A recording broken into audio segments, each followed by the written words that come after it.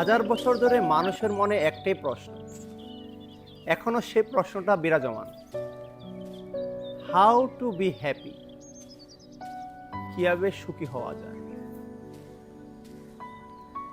তো একদিন একজন সাধুর কাছে অনেকগুলো ছেলে গেল। যাওয়ার পরে তারা তাদের সমস্যাগুলো বলল, আর সাধু খুব সুন্দর করে ওনাদেরকে পরামর্শ দিচ্ছেন। তো একটা ছেলে দূর থেকে দেখছেন আর চিন্তা করলেন, আমার মনেও একটা প্রশ্ন আছে, আমিও সাধুর কাছে যাব আর প্রশ্নটা করব। তো উনি সাধুর কাছে গেলেন, গিয়ে বললেন, সাধু মশাই, আপনার কাছে আমার একটা প্রশ্ন আছে। বলে যে, কি প্রশ্ন বলো। তখন তিনি বললেন, সাধু মশাই, আমি না জীবন নিয়ে অনেক চিন্তিত, জীবনটা ভালোই হচ্ছে না, অসুখী রয়ে গেলাম, কিভাবে সুখী হতে পারি আমাকে একটু বলুন। তখন সাধুমশাই বললেন, তুমি বসো, একটু স্থির হও। সাধুমশাই ওনার কাছ থেকে কিছু ফল দিলেন, তুমি এই ফলগুলো খাও, একটু রেস্ট নাও, আমি তোমাকে বলছি।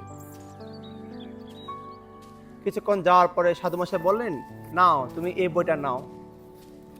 তখন তিনি এই বইটা নিলেন আর বললেন, তুমি এই বইটা পড়তে পড়তে, যেহেতু তুমি আমার আশ্রমে এসেছো, পুরো আশ্রমটা ঘুরে দেখো।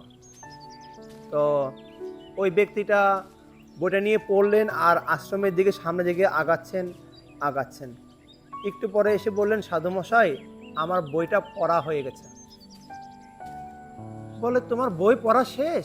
বলে, হ্যাঁ, আমার বই পড়া শেষ। তুমি কি দেখলে? বলে যে, না, আমি তো তেমন কিছু দেখি নাই, আমি শুধু বইটাই পড়েছি। তো এবার সাধু বলল, ঠিক আছে, এবার তুমি বইটা নিয়ে সামনের দিকে যাবে আর পড়বে, আর সঙ্গে সঙ্গে আশেপাশের সকল সৌন্দর্যগুলো দেখবে। কোথাও বাগান আছে, কোথাও পুকুর আছে, কোথাও সামনে একটা টেম্পল আছে, কোথাও আরও সৌন্দর্য আছে, সেগুলো দেখবে। তখন সে সাধুর কথা শুনলো, বইটা নিল, একটু পড়ছে আর দেখলো এত সুন্দর সৌন্দর্য আমি দেখলাম না। আর একটু আগাচ্ছে আর সামনে দিকে এগিয়ে দেখলো এত সুন্দর ফুলের বাগান, আমি এই ফুল বাগানটা দেখলাম না। আবার সামনে দিকে এগিয়ে দেখলো এত সুন্দর প্রাকৃতিক সৌন্দর্য, এটা আমি উপভোগ করলাম না। এরকম করতে করতে দিন শেষ হয়ে গেল। গিয়ে এবার সাধু মশাইকে বলল, সাধু মশাই, আমি এসেছি। বলল, এবার তুমি কি দেখলে? বলে যে, আমি সামনে দেখলাম যে একটা সুন্দর মন্দির আছে, এত সুন্দর লেগেছে আমার কাছে। তারপর আর একটু পরে কি দেখলে?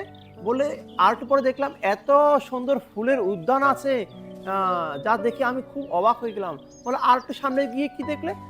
ওইখানে দেখলাম প্রাকৃতিক সৌন্দর্য, খুব সুন্দর মনোরম, তুমি কি সেগুলো আগে দেখো নাই? বলেন, না, আমি আগে দেখিনি। তখন সাধুনাকে বললেন, জীবন মানে হচ্ছে এটাই, রেসপন্সিবিলিটি গ্রহণ করা। কিছুক্ষণ আগে তুমি বই পড়ছিলে, কিছু দেখছিলে না, তোমার পুরো বই পড়া হয়ে গেছে, আর এখন তুমি বইও পড়েছো আর প্রাকৃতিক সৌন্দর্য উপভোগ করেছো। মানে বই পড়াটা হচ্ছে রেসপন্সিবিলিটি, আর তুমি প্রাকৃতিক সৌন্দর্য এবং অন্যান্য বিষয়গুলো উপভোগ করলে, যার মাধ্যমে তোমার মনে শান্তি এসেছে। তো যদি তুমি তোমার কর্তব্যগুলো করো, রেসপন্সিবিলিটিগুলো গ্রহণ করো এবং তার সঙ্গে তোমার জীবনটাকে উপভোগ করো, তাহলে তোমার জীবন সুখী হবে।